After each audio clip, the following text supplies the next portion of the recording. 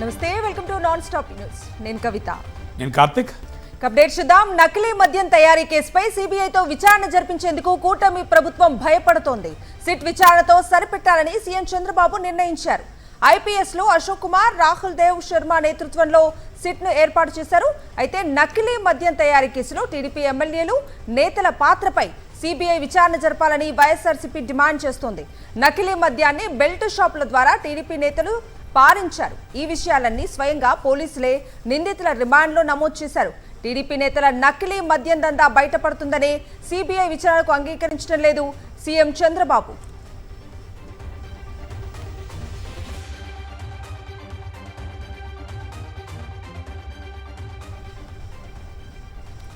ఆంధ్రప్రదేశ్లో అల్లకల్లోలం సృష్టిస్తూ అమాయకుల ప్రాణాలు బలిగొంటున్న నకిలీ మద్యం వ్యవహారంపై రేపు రాష్ట్ర వ్యాప్తంగా నిరసనలకు పిలుపునిచ్చింది వైఎస్ఆర్సీపీ. నకిలీ మద్యంతో ప్రజల ప్రాణాలను బలిపీఠం మీదకు నెట్టడంపై ఇప్పటికే రాష్ట్రంలో నిరసన జ్వాలలు వ్యక్తమవుతున్నాయి. నకిలీ మద్యం తయారీని కుటీర పరిశ్రమల చంద్రబాబు ప్రభుత్వం మార్చిందన్న విమర్శలు వ్యక్తమవుతున్నాయి. నకిలీ మద్యం రాకెట్ను అరెస్ట్ చేయాలని, అలాగే మద్యం షాపులను ప్రభుత్వమే నిర్వహించాలన్న డిమాండ్తో వైఎస్ఆర్సీపీ ఆందోళనకు పిలుపునిచ్చింది. ఇందులో భాగంగా రేపు అన్ని నియోజకవర్గ కేంద్రాల్లోని ఎక్సైజ్ ఆఫీసుల ఎదుట నిరసన ప్రదర్శనలు నిర్వహించనుంది.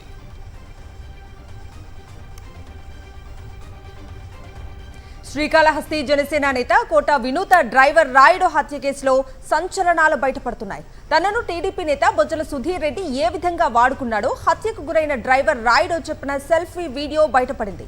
ఈ వీడియోలో డ్రైవర్ రాయుడు, సుధీర్ రెడ్డి మనుషులు తనను ఎలా సంప్రదించారు, తనకు డబ్బులు ఎందుకు ఇచ్చారో పూర్తిగా వివరించాడు. హత్యకు గురైన డ్రైవర్ రాయుడు చెప్పిన విషయాలు ఇప్పుడు రాజకీయంగా సంచలనంగా మారబోతున్నాయి.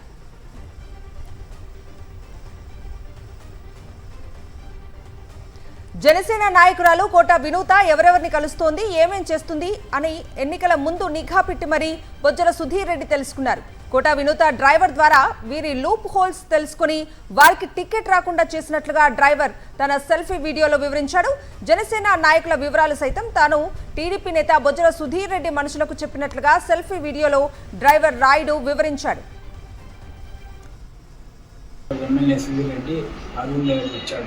రూమ్ దగ్గరకు వచ్చేసి ఏమో నువ్వేనా అంతా వాళ్ళకి పనిచేస్తూ ఉండేది అని అడిగాడు. అవును నేనే అని చెప్పాను.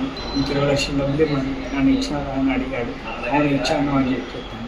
దాని తర్వాత సరే నువ్వు నా కాడికి రాకపోతే పోయినావు, మీ మేడం మీ సార్ ఏదైనా ప్రైవేట్గా ఉండే వీడియోలు, లేకపోతే మీ పార్టీలో ఎవరికైనా పెద్దవాళ్ళతో మాట్లాడుతూ ఉండే వీడియోలు, లేకపోతే ఏదైనా నన్ను తిడతా ఉండే వీడియోలు, లేకపోతే మీ మేడం ఏదైనా వల్గర్గా ఉండే వీడియోలు నాకు ఇచ్చేసేయి. ఆల్రెడీ మా వాడు చెప్పినాడు కదా నీకు 30 లక్షలు డబ్బులు ఇస్తామని చెప్పేసి అని వాడు పక్కన డబ్బులు ఓపెన్ చేసి చూపించి ఈ మాత్రం అవి నాకు ఇచ్చేసినావు అంటే ఈ డబ్బులు నీకు ఇచ్చేస్తాను, నేను బయటకు పంపించేస్తాను, నీ పేరు ఏడా రాని వెంటనే వెళ్ళి హ్యాపీగా బతుకు అని చెప్పి డబ్బు వేయకుండా తీసుకుని వెళ్ళిపోయాడు. నకిలీ లిక్కర్ స్కామ్తో చంద్రబాబు, లోకేష్కు సంబంధాలు ఉన్నాయని మాజీ మంత్రి రోజా ఆరోపించారు. జయచంద్రారెడ్డి వైఎస్ఆర్సీపీ కోవర్ట్ అయితే టీడీపీ టికెట్ ఎలా ఇచ్చారని ప్రశ్నించారు. నకిలీ మద్యంపై జవాబు చెప్పలేక బాబు డైవర్షన్ పాలిటిక్స్ చేస్తున్నారని విమర్శించారు.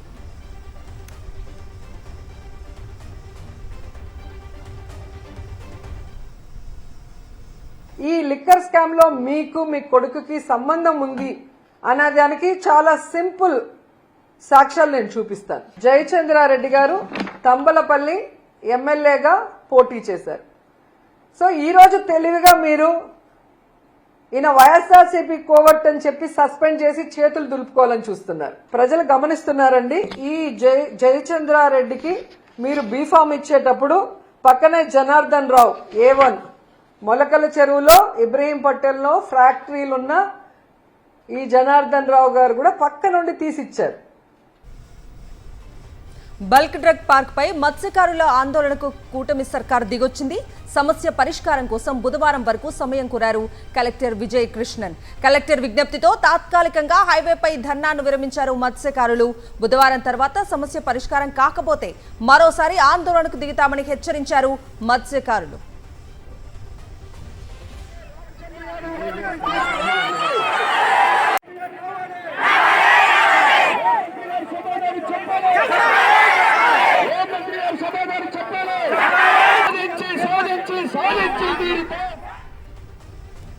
నకిలీ మద్యం కుంభకోణం వ్యవహారాన్ని పక్కదారి పట్టించేందుకు చంద్రబాబు తెగ తాపత్రయపడుతున్నారని దుయ్యబట్టారు. మాజీ మంత్రి జోగి రమేష్ డైవర్షన్ పాలిటిక్స్ చేసి మద్యం కుంభకోణాన్ని వేరే వాళ్లకు అంటగట్టాలని చూస్తున్నారని ఆయన మండిపడ్డారు. రాష్ట్రంలో నకిలీ మద్యంతో చాలా మంది చనిపోతున్నారని ఆందోళన వ్యక్తం చేశారు. దీన్ని అరికట్టేందుకు కూటమి ప్రభుత్వం చిత్తశుద్ధితో వ్యవహరించాలని, కల్తీ మద్యం తయారీ కేసును సరైన విధానంలో విచారణ జరిపించాలని డిమాండ్ చేశారు జోగి రమేష్. సరైన విధానంలో దీని మీద ఎంక్వైరీ చేయించండి. మీరే దానికి కర్త కర్మక్రియ అయితే ఎవడేం చేయలేడు. మీరే ఫ్యాక్టరీలు పెడతారా, మీరే డిస్టరీలు పెడతారా, మీరే నకిలీ మద్యాన్ని సరఫరా చేస్తారా? కనీసం గుక్కెడు మంచినీళ్ళు కూడా ఇవ్వలేని పరిస్థితులు, గ్రామాల్లో నీళ్లు లేక అల్లాడుతున్న ఈ పరిస్థితుల్లో ఈరోజు మీరేం చేస్తా ఉన్నారు? మద్యాన్ని డోర్ డెలివరీ చేస్తూ ఉన్నారు, మద్యాన్ని ఇళ్లకు పంపిస్తూ ఉన్నారు. ఏపీ ప్రభుత్వానికి అమరావతి రైతులు అల్టిమేటం ఇచ్చారు. తమను పట్టించుకోకపోతే పోరాటం చేస్తామని వార్నింగ్ ఇచ్చారు. ప్రభుత్వానికి 10 రోజుల సమయం ఇచ్చిన అమరావతి రైతులు ప్రభుత్వం ముందు 4 డిమాండ్స్ పెట్టారు. భూములిచ్చిన రైతులను ప్రభుత్వం పట్టించుకోవటం లేదని ఆవేదన వ్యక్తం చేశారు అమరావతి రైతులు. సిఆర్డీఏ కార్యాలయ ప్రారంభానికి భూమి ఇచ్చిన రైతులను ప్రభుత్వం పిలవలేదు. సిఆర్డీఏలో అవినీతి పెరిగిపోయింది అంటున్నారు అమరావతి రైతులు. 15 నెలలు గడుస్తున్నా సమస్యలను ప్రభుత్వం పట్టించుకోలేదని మండిపడుతున్నారు. సిఆర్డీఏ మున్సిపల్ శాఖ మంత్రికి సమస్య చెప్పినా పరిష్కరించలేదు అంటున్నారు అమరావతి రైతులు. కూటమి ప్రభుత్వం అధికారంలోకి వచ్చాక సిఆర్డీఏలోని కింది స్థాయి అధికారులు కొత్త సమస్యలు తీసుకొస్తున్నారని ఆరోపించారు అమరావతి రాజధాని రైతు ఐక్య కార్యాచరణ సమితి జేఏసీ అధ్యక్షులు మాదాల శ్రీనివాస్. సిఆర్డీలో మరియు ముఖ్యంగా కింద స్థాయి అధికారులు వారందరూ వచ్చిన వారి పేరెంట్ డిపార్ట్మెంట్స్ అంటారు. మీకు తెలుసు కదా, సర్వే, రెవెన్యూ డిపార్ట్మెంట్ పనితీరు గురించి మేము మీడియా మిత్రులు చెప్పాల్సిన అవసరం లేదు.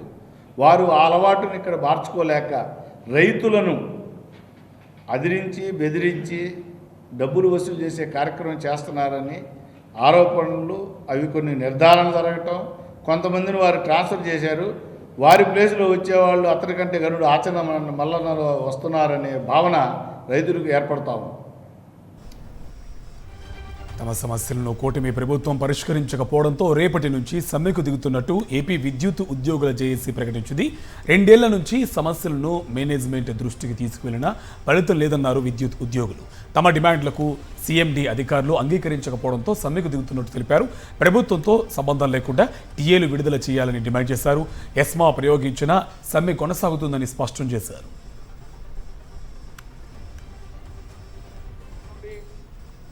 మా న్యాయమైన కోరికలు, న్యాయమైన సమస్యలు మేనేజ్మెంట్ దృష్టికి తీసుకెళ్లాము. దపదపాలుగా చర్చించిన పిమ్మట గౌరవ ఎనర్జీ సెక్రటరీ గారి సమక్షంలో అందరూ సీఎండీలు ఉండి మా సమస్యలు పరిష్కరిస్తామని చెప్పి దాని తర్వాత అవి అమలుకు నోచుకోవడం లేదనేటువంటి ఉద్దేశంతో మేము తప్పనిసరిగా రేపు 13వ తారీఖున చలో విజయవాడ కార్యక్రమాన్ని నిర్వహిస్తున్నాము. ఏపీలో కూటమి పాలనపై మాజీ ఐపీఎస్ అధికారి ఆర్ఎస్ ప్రవీణ్ కుమార్ సంచలన ట్వీట్ చేశారు. చంద్రబాబు ప్రభుత్వం బలహీన వర్గాలకు చెందిన ఉన్నతాధికారులను టార్గెట్ చేసింది అంటూ ఎక్స్ లో పోస్ట్ చేశారు. 16 మంది ఐపీఎస్ అధికారుల పోస్టింగ్ కోసం వెయిట్ చేయాల్సిన పరిస్థితి కూటమి సర్కారు పాలనలో వచ్చిందన్నారు. రెడ్ బుక్ లో వారి పేర్లు ఉన్నందుకే ఈ పరిస్థితి అంటూ ఎక్స్ ఖాతాలో పోస్ట్ చేశారు ఆర్ఎస్ ప్రవీణ్ కుమార్. పిఎస్ఆర్ ఆంజనేయులతో పాటు పివి సునీల్ కుమార్ ను ఎలా వేధించారో ఎక్స్ ద్వారా వివరించారు. ఇటువంటి పరిణామాల్లో ఐఏఎస్, ఐపీఎస్, ఐఎఫ్ఎస్ సంఘాలు మేల్కోవాలన్నారు. రాజకీయ పార్టీల కోసం మౌనంగా ఉండటం సరికాదన్నారు. శ్రీ సత్యసాయి జిల్లా రొద్దం మండలంలోని పలు గ్రామాల్లో మాజీ మంత్రి ఉషశ్రీ చరణ్ పర్యటించారు. మెడికల్ కాలేజీల ప్రైవేటీకరణకు వ్యతిరేకంగా 1 కోటి సంతకాల సేకరణ కార్యక్రమాన్ని ప్రారంభించారు. నేతలు, కార్యకర్తలతో కలిసి పోస్టర్లను ఆవిష్కరించారు. మెడికల్ కాలేజీల ప్రైవేటీకరణకు వ్యతిరేకంగా చేపట్టిన 1 కోటి సంతకాల సేకరణకు అన్ని పార్టీలు కలిసి రావాలని పిలుపునిచ్చారు. ప్రజా ఉద్యమంతో కూటమి ప్రభుత్వం కళ్ళు తెరవాలన్నారు ఉషశ్రీ చరణ్. మాతో రా, పోరాటం చేసి ఈ ఒక మెడికల్ కాలేజీని గవర్నమెంట్ విధానంలో జరిపేట్లా ప్రజలకు అంకిత చేస్తాం. ఇక్కడ ఎక్కడన్నా సవిత మళ్ళా అదే ధోరణిలో చేసి ప్రైవేటీకరణ చేసే ఒక భాగంలో నువ్వేమైనా పని చేసి ముందుకు వస్తే నీ రాజకీయ సమాధి ప్రతి ఒక్క ఇటుక కూడా ప్రతి పంచాయతీలో ప్రతి సంతకంతో కట్టున్నామని నీకు హెచ్చరిస్తూ మరొకసారి ప్రైవేటీకరణ వద్దు, ప్రైవేటీకరణ వద్దు. సూర్యాపేట జిల్లా తుంగతుర్తిలో జరిగే మాజీ మంత్రి దామోదర్ రెడ్డి సంస్మరణ సభలో సీఎం రేవంత్ రెడ్డి పాల్గొన్నారు. ఆయన చిత్రపటానికి నివాళులర్పించారు సీఎం రేవంత్. ఇక నల్గొండ జిల్లాకు గోదావరి జలాలను తీసుకురావడంలో దామోదర్ రెడ్డి ఉద్యమించారని గుర్తు చేశారు. కాంగ్రెస్ కార్యకర్తలకు, ప్రజలకు నిత్యం అందుబాటులో ఉండి జిల్లా అభివృద్ధికి కృషి చేశారని కొనియాడారు రేవంత్. రామరెడ్డి దామోదర్ రెడ్డి గారు సూర్యాపేటకు ప్రాతినిధ్యం వహించిన, సూర్యాపేట ప్రాంతంలో వారి ఎమ్మెల్యేగా గెలవకపోయినా తుంగతుర్తి ప్రాంతానికి సంబంధించిన ప్రతి కార్యకర్తకు అండగా నిలబడి ఈ ప్రాంతాన్ని ఎన్నడూ వదులుకోలేదు. ఈనాడు గ్రామాన ఈ నియోజకవర్గంలో ఈరోజు కాంగ్రెస్ పార్టీ బలంగా ఉన్నది అనంటే దానికి దామన్ననే ప్రధానమైన కారణం. మీరందరు అభిమానంగా, మీరందరు ఇష్టంగా పిలుచుకునే దామన్న టైగర్ దామన్నగా ఈరోజు తెలంగాణ రాష్ట్రంలో గుర్తింపు పొందిండు. పూజకు పనికిరానిది పువ్వు పార్టీ అంటూ బీఆర్ఎస్ వర్కింగ్ ప్రెసిడెంట్ కేటీఆర్ చేసిన వ్యాఖ్యలకు కౌంటర్ ఇచ్చారు బీజేపీ శాసనసభ పక్ష నేత ఏలేటి మహేశ్వర్ రెడ్డి. ప్రజలు వద్దనుకున్న పార్టీ బీఆర్ఎస్ అని ఆయన విమర్శించారు. స్కామ్ల్లో ఇరుక్కున్న పార్టీ బీఆర్ఎస్ అని దుయ్యబట్టారు.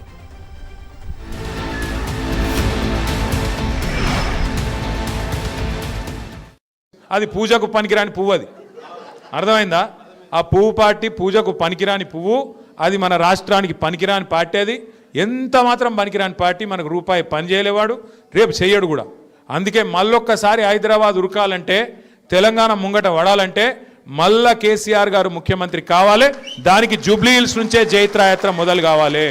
భారతీయ జనతా పార్టీ పూజకు పనికిరాని పువ్వు అని చెప్పేసి కేటీఆర్ గారు మాట్లాడినటువంటి మాటలు నిజంగా హాస్యాస్పదంగా ఉన్నాయి. ఈరోజు ప్రజలకు పనికిరాని పార్టీ బీఆర్ఎస్ పార్టీ, ప్రజలు తిరస్కరించినటువంటి పార్టీ బీఆర్ఎస్ పార్టీ. ఈరోజు పూర్తిగా అవినీతిలో కూరుకుపోయి,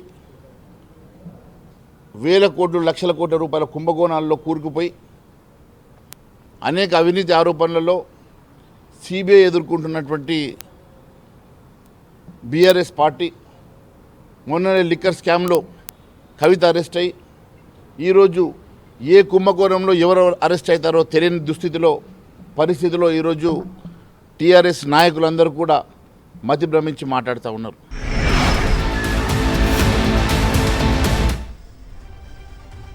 వరంగల్ జిల్లాలో రాజకీయాలు మరోసారి చర్చనీయాంశంగా మారాయి. ఇప్పటికే మంత్రి కొండా సురేఖ దంపతులు జిల్లాలోని సొంత పార్టీ ఎమ్మెల్యేలకు మధ్య విభేదాలు రచ్చకెక్కగా తాజాగా ఇన్ఛార్జ్ మంత్రి పొంగులేటి శ్రీనివాసరెడ్డిపై మంత్రులు కొండా సురేఖ, సీతక్క అధిష్టానానికి ఫిర్యాదు చేయడం ఇప్పుడు హాట్ టాపిక్ గా మారింది. మంత్రులు పొంగులేటి, సీతక్క, సురేఖ మధ్య నివురుగప్పిన నిప్పులా ఉన్న విభేదాలు మేడారం అభివృద్ధి పనుల టెండర్లతో బహిర్గతమయ్యాయి. మేడారం ఆలయ అభివృద్ధి పనులకు సంబంధించి విలువైన టెండర్లను పొంగులేటి తన అనుచరులకు ఇప్పించుకున్నారని సీతక్క, కొండా సురేఖ అధిష్టానానికి ఫిర్యాదు చేశారు. తమకు తెలియకుండా తన నియోజకవర్గ టెండర్లను వేరొకరికి ఇచ్చారని సీతక్క, తన శాఖ టెండర్లకు తనకు సంబంధం లేకుండా ఎలా ఇస్తారని కొండా సురేఖ ఫిర్యాదు చేశారు.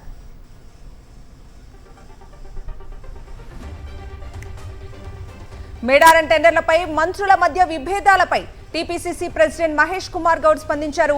కుటుంబం అన్నాక తగాదాలు ఉంటాయి, వాటిని పరిష్కరించుకుంటాం అని తెలిపారు. తమ దృష్టికి వచ్చిందని సీఎం రేవంత్ తో చర్చించి పరిష్కారం చేసుకుంటామన్నారు. కుటుంబం ఉన్నప్పుడు చిన్న చిన్న అన్నదమ్ములు, అన్న చెల్లెల మధ్య కొంత చిన్న తగాదాలు ఉంటాయి. మా కుటుంబం పెద్ద రేవంత్ రెడ్డి గారు, మేము డెఫినెట్గా దాన్ని సమస్య పరిష్కారం చేసుకుంటాం. అదే బయటకు వచ్చింది కాబట్టి దాన్ని సమస్య పరిష్కారం డెఫినెట్గా. ఇంకెవరు మాట్లాడలే కదా, క్షమించరాకుండా ఉండే స్థాయికి ఎవరు మాట్లాడలేదు. డెఫినెట్గా అది నోటీస్కి తీసుకొచ్చినారు. దాని మీద డెఫినెట్గా ముఖ్యమంత్రి గారు సాయంత్రం రాగానే మాట్లాడతారు. అది ఎంతవరకు ఆ ఇన్వాల్వ్మెంట్ ఉంది, అసలు ఆ కంప్లైంట్లో పస ఎంత ఉంది, వారు చెప్పిన దాంట్లో వాస్తవం ఎంత ఉంది, ఇవన్నీ కూడా పరిశీలించిన తర్వాత మళ్ళీ మాట్లాడతాను. జూబ్లీహిల్స్ అసెంబ్లీ నియోజకవర్గ ఉప ఎన్నికకు రంగం సిద్ధమైంది. సోమవారం నుంచి నామినేషన్ల స్వీకరణ ప్రక్రియ ప్రారంభం కానుండడంతో అధికారులు అన్ని ఏర్పాట్లు పూర్తి చేశారు. బంజారాహిల్స్ రోడ్ నెంబర్ 2లో ఉన్న షేక్పేట ఎంఆర్ఓ కార్యాలయంలో నామినేషన్లను స్వీకరించనున్నారు. ఈ నెల 22న నామినేషన్ల పరిశీలన ఉండగా 24 వరకు విత్డ్రా గడువు ఉంది. నవంబర్ 11న జూబ్లీహిల్స్ ఉప ఎన్నిక పోలింగ్ జరగనుండగా 14న యూసఫ్గూడలోని కోట్ల విజయభాస్కర్ రెడ్డి స్టేడియంలో కౌంటింగ్ జరగనుంది.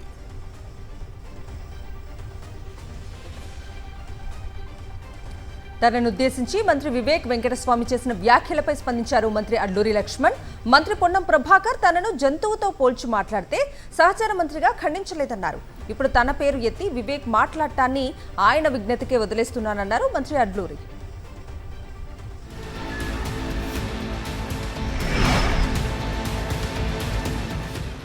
నిన్న లక్ష్మణ్ కుమార్ గారు ఏదైతే నా పైన విమర్శలు చేశారో వారు విమర్శలు కాదు, ఎవరో వెనుక ఉన్నారు. ఎందుకంటే తప్పుడు ప్రచారాలు ఏదైతే చేశారో, నేను స్టేజ్ మీద కూర్చున్నాను వెళ్ళిపోయినాడు అని చెప్పినారు, అది తప్పు. తర్వాత కాకా వెంకటస్వామి గారి ఇన్విటేషన్లో వారి పేరు లేదన్నారు, అది నా బాధ్యత కాదు. అది ముఖ్యమంత్రి గారు, కల్చరల్ మినిస్టర్, వారు ఏది ఇవ్వాలి. అదే ఒక మంత్రి శ్రీధర్ బాబు గారి ఫాదర్ కూడా ఇదే సేమ్ ఉన్నది, దాంట్లో ఎవరి పేర్లు లేవు. అయితే కేవలము నా పైన ఏదో ఒకటి బురద జల్లాలని చెప్పి ఏదైతే ప్రయత్నం జరుగుతుందో, ఏదో విషయం లేని విషయం క్రియేట్ చేయడము, దాంట్లో మాలామాదిగా అని చెప్పి ఒక విభేదాలు తీసుకురావడము, ఇది దళిత కమ్యూనిటీకి మంచిది కాదు. వెంకటస్వామి గారి యొక్క జన్మదినం అనేది నేను ధర్మపురి నియోజకవర్గం లోపల అత్యంత వైభవంగా జన్మదిన వేడుకలు జరుపుకొని నేను హైదరాబాద్ పోయినా. నా మైనార్టీ వెల్ఫేర్ సంబంధించిన నా కార్యక్రమానికి వాళ్ళే వచ్చి వస్తాడా రాడా లేచి వెళ్ళిపోమంటావా ఆయనతోనే చేసుకోండి అని చెప్పి అని నా పక్కన ఉన్నటువంటి ప్రభాకర్ గారు నన్ను వ్యక్తిగతంగా జంతువులతో పోల్చితే విని తెల్లారి ఎంబడే ఫోన్ చేస్తాడు అనుకున్నా. ఇవాళ మళ్ళీ అక్కడ పోయి వ్యక్తిగతంగా నా పేరు తీసి మాట్లాడడం బాధాకరం. మీ మీద ఎవ్వరు కూడా వ్యక్తిగతంగా మీ మీద ఈర్ష్య లేదు, ద్వేషం లేదు. మేము కాంగ్రెస్ జెండా నమ్ముకొని వచ్చినాం, ఒకటే పార్టీని నమ్ముకున్నాం, ప్రజలను నమ్ముకున్నాం. ఒకటే పార్టీని నమ్ముకొని ప్రజలను నమ్ముకొని దేవుడి యొక్క దయతో, నరసింహస్వామి దయతో ధర్మపురి ప్రజలతో శాసనసభ్యుడిగా ఎన్నుకొని ఇలా రాష్ట్ర క్యాబినెట్లో అవకాశం నాకు వచ్చింది తప్ప నేను ఎవరి మీద ఈర్ష్య లేదు. దయచేసి ఆయన అట్లా మాట్లాడడం అనేది ఆయన విఘ్నత ముందు పెడుతున్నాం. ఎందుకంటే రేపు జూబ్లీహిల్స్ ఎలక్షన్స్ కాంగ్రెస్ పార్టీ గెలవాలి, మా కాంగ్రెస్ పార్టీ ముఖ్యం మాకు. హైదరాబాద్లోని ఎంసీఆర్ హెచ్ఆర్డీలో కాంగ్రెస్ ముఖ్య నేతలు సమావేశమయ్యారు. పీసీసీ చీఫ్ మహేష్ గౌడ్తో సీఎం సలహాదారు వేం నరేందర్ రెడ్డి సమావేశమయ్యారు. మరికొందరు కాంగ్రెస్ కీలక నేతలను సమావేశానికి పిలిచినట్టు సమాచారం. కార్పొరేషన్ చైర్మన్లు నామినేటెడ్ పోస్టుల భర్తీపై కసరత్తు చేసినట్టు తెలుస్తోంది. మంత్రుల మధ్య నెలకొన్న పంచాయతీపై నేతలు చర్చించినట్టు సమాచారం. పొంగులేటిపై కొండా సురేఖ, సీతక్క ఫిర్యాదు, మంత్రి లక్ష్మణ్కు మరో మంత్రి వివేక్ కౌంటర్ అంశాలపై చర్చించినట్టు తెలుస్తోంది. ముగిసిన సమస్యపై వివేక్ మళ్లీ ఎందుకు మాట్లాడుతున్నారని మంత్రి లక్ష్మణ్ మండిపడ్డారు. మంత్రుల మధ్య వివాదం పార్టీ అంతర్గత విషయమని స్పష్టం చేశారు పీసీసీ చీఫ్ మహేష్ గౌడ్.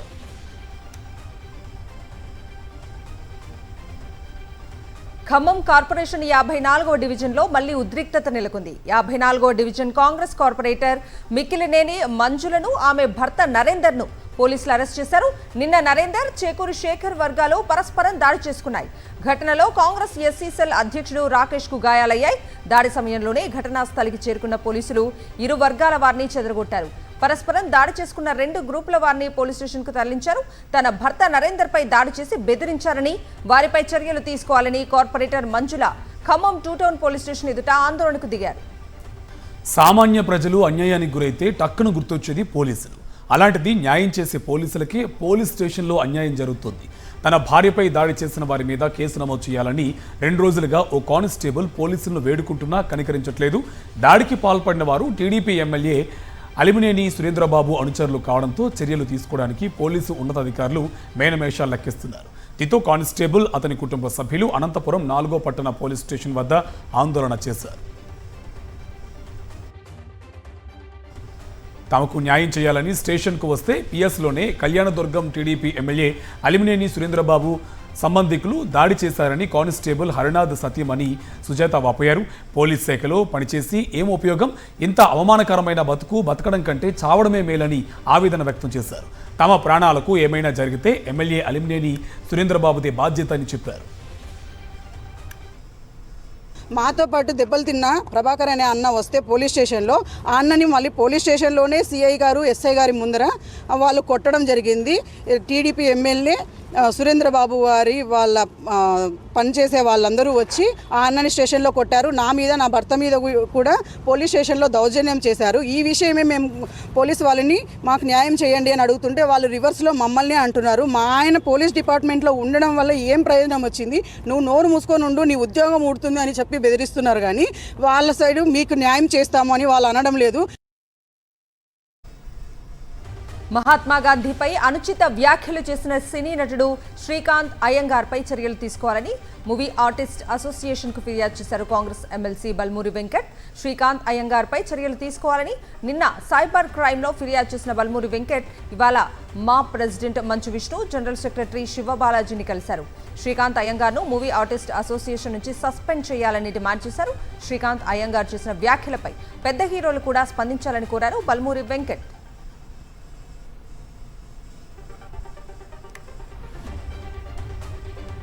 మహాత్మా గాంధీపై చేసిన వ్యాఖ్యలపై క్షమాపణ చెప్పాడు నటుడు శ్రీకాంత్ అయ్యంగార్. ఈ మేరకు ఇన్స్టాలో ఒక వీడియో పోస్ట్ చేశారు. గాంధీ మహాత్ముడు కాదంటూ శ్రీకాంత్ అయ్యంగార్ చేసిన వ్యాఖ్యలు వివాదాస్పదమయ్యాయి. ఆయన కామెంట్లను వ్యతిరేకిస్తూ నిరసనలు వ్యక్తమయ్యాయి. అలాగే నిన్న సైబర్ క్రైమ్లో ఫిర్యాదు చేసిన కాంగ్రెస్ ఎమ్మెల్సీ బల్మూరి వెంకట్ ఇవాళ మూవీ ఆర్టిస్ట్ అసోసియేషన్ అధ్యక్షుడు మంచు విష్ణుని కలిసి కంప్లైంట్ చేశారు. ఈ క్రమంలో శ్రీకాంత్ అయ్యంగార్ తాను చేసిన వ్యాఖ్యలపై క్షమాపణలు చెబుతున్నారని ఇన్స్టాలో వీడియో పోస్ట్ చేశారు. తిరుమల వెంకన్న భక్తులను ఇబ్బంది పెడుతున్నారు టీటీడీ సెక్యూరిటీ సిబ్బంది. తిరుపతి జిల్లా చంద్రగిరి మండలం శ్రీనివాస మంగాపురం వద్ద కాలినడకన వస్తున్న భక్తులను సెక్యూరిటీ సిబ్బంది అడ్డుకున్నారు. 13వ తేదీన టికెట్లు పొందిన వారు ఆ రోజు ఉదయం 6 గంటల తర్వాతే శ్రీవారి మెట్టు మార్గం ద్వారా తిరుమలకు నడిచి వెళ్లాలని ఆదేశించారు. ఈ రోజు వెళ్తే శ్రీవారి 1200 మెట్టు వద్ద టికెట్లు స్కానింగ్లు కావని భక్తులను అనుమతించలేదు. దీంతో భక్తులంతా అక్కడే నిలిచిపోయారు. తిరుపతి రైల్వే స్టేషన్, అలిపిరి, శ్రీనివాసం, విష్ణు నివాసం వద్ద ఉన్న ఆటో డ్రైవర్లు తమను మోసం చేశారని భక్తులు వాపోయారు. మనిషికి 200 రూపాయల చొప్పున తీసుకుని శ్రీనివాస మంగాపురం వద్ద వదిలి వెళ్లారని చెబుతున్నారు. కాకినాడ జిల్లా అన్నవరం సత్యదేవుని సన్నిధి ముందు మందుబాబులకు అడ్డగా మారింది. సత్యగిరి వసతి గృహాలు, రత్నగిరి ఘాట్ రోడ్లో మద్యం సేవించి ఎక్కడ పడితే అక్కడ మద్యం బాటిళ్లను పడేస్తున్నారు. వసతి గృహాల పరిసరాల్లో విచ్చలవిడిగా మద్యం బాటిళ్లు కనిపిస్తున్నాయి. దేవస్థానం సెక్యూరిటీ విభాగం నిద్రావస్థల్లో ఉండటంతో టోల్ గేట్ వద్ద వాహన తనిఖీలు నామమాత్రంగానే చేస్తున్నారనే విమర్శలు వెల్లువెత్తుతున్నాయి.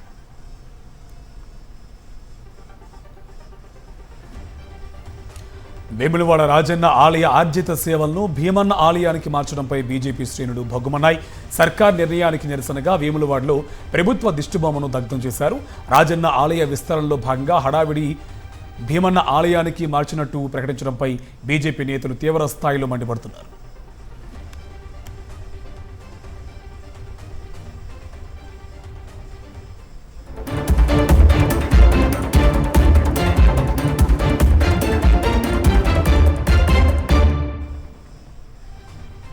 నేషనల్ అప్డేట్స్ చూద్దాం. బీహార్లో ఎన్డీఏ సీట్ల సర్దుబాటు కొలిక్కి వచ్చింది.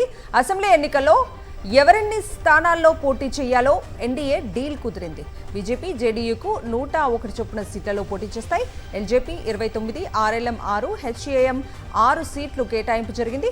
ఢిల్లీలో జరిగిన బీజేపీ సీఈసీ మీటింగ్లో సీట్ల సర్దుబాటుపై చర్చించి నిర్ణయం తీసుకున్నారు. రాష్ట్రంలో మళ్లీ ఎన్డీఏ ప్రభుత్వం ఏర్పడుతుందని ఆ రాష్ట్ర బీజేపీ ఇన్ఛార్జ్ ధర్మేంద్ర ప్రధాన్ ఆశాభావం వ్యక్తం చేశారు. బీహార్లో 2 విడతల్లో నవంబర్ 6, 11వ తేదీల్లో ఎన్నికలు జరగనున్నాయి.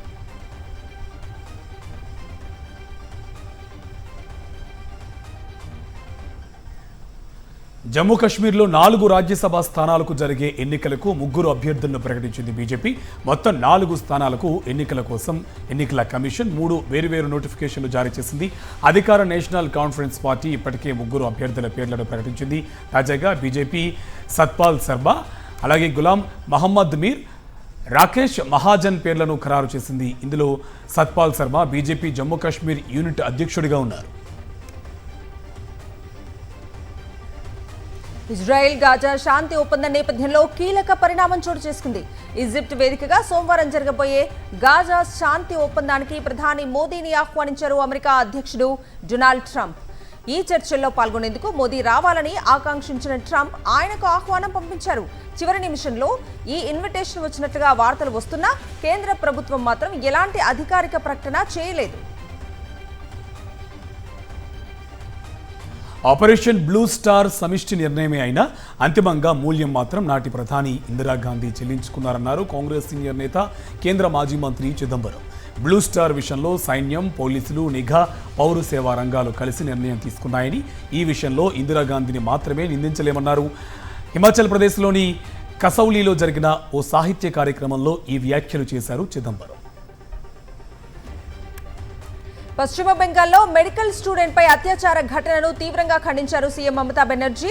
బాధితురాలికి ఖచ్చితంగా న్యాయం చేస్తామని హామీ ఇచ్చారు. అయితే అర్ధరాత్రి సమయంలో సదరు విద్యార్థిని బయటకు వెళ్లటాన్ని ప్రశ్నించారామె. అసలు అర్ధరాత్రి సమయంలో విద్యార్థులను క్యాంపస్ నుంచి బయటకు ఎలా వెళ్లనిచ్చారని నిలదీశారు. ఇది సరైన పద్ధతి కాదని, విద్యార్థుల క్యాంపస్లో అత్యంత పకడ్బందీగా ఉండాలని మమతా బెనర్జీ సూచించారు. మమతా బెనర్జీ వ్యాఖ్యలపై బీజేపీ మండిపడింది. బాధితురాలికి న్యాయం జరిగే మాటను పక్కన పెట్టి ఏవో కథలు చెబుతున్నారని ధ్వజమెత్తారు బీజేపీ అధికార ప్రతినిధి గౌరవ్ భాటియా. కేసులకు న్యాయం చేయాల్సింది పోయి బాధితురాలినే నిందిస్తున్నారని ఆగ్రహం వ్యక్తం చేశారు. ఒడిశాలోని చిల్కా సరస్సులో అరుదైన దృశ్యం ఆవిష్కృతమైంది. సరస్సులో భారీ టోర్నడో ఏర్పడింది. నీరు సుడులు తిరుగుతూ ఆకాశంలోకి వెళ్తున్న దృశ్యాలను చూసి పర్యాటకులు ఆశ్చర్యపోగా పడవలో ప్రయాణిస్తున్న వారు ఆందోళనకు గురయ్యారు. కాసేపటికి అది అదృశ్యమైంది. వాతావరణంలో ఒత్తిడి తక్కువగా ఉన్నప్పుడు ఇలా టోర్నడోలు ఏర్పడతాయని నిపుణులు చెబుతున్నారు.